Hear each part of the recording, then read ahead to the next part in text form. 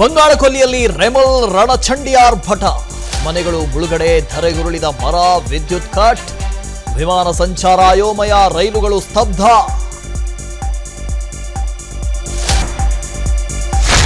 ಧರ್ಮಸ್ಥಳದ ಮಂಜುನಾಥನ ದರ್ಶನ ಪಡೆದ ರೇವಣ್ಣ. ಪೆನ್ಡ್ರೈವ್ ಸಂಕಷ್ಟದಿಂದ ಪಾರಾಗಲು ಟೆಂಪಲ್ ರನ್. ಇತ್ತ ಸಂತ್ರಸ್ತೆ ಕಿಡ್ನಾಪ್ ಪ್ರಕರಣದಲ್ಲಿ 2ನೇ ಆರೋಪಿ ಬಂಧನ.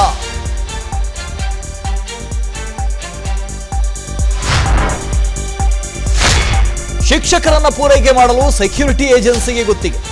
ಬಿಬಿಎಂಪಿ ಎಡವಟ್ಟಿಗೆ ಮಾಜಿ ಶಿಕ್ಷಣ ಸಚಿವರ ಆಕ್ರೋಶ. ಶಿಕ್ಷಣ ಕ್ಷೇತ್ರ ಗುತ್ತಿಗೆಗೆ ಕೊಡಲು ಹೊರಟಿದ್ದೀರಾ ಅಂತ ಪ್ರಶ್ನೆ.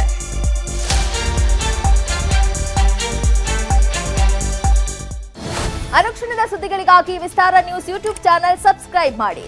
ಹೊಸ ಸುದ್ದಿಗಳ ನೋಟಿಫಿಕೇಶನ್ಗಾಗಿ ಬೆಲ್ ಐಕಾನ್ ಕ್ಲಿಕ್ ಮಾಡಿ.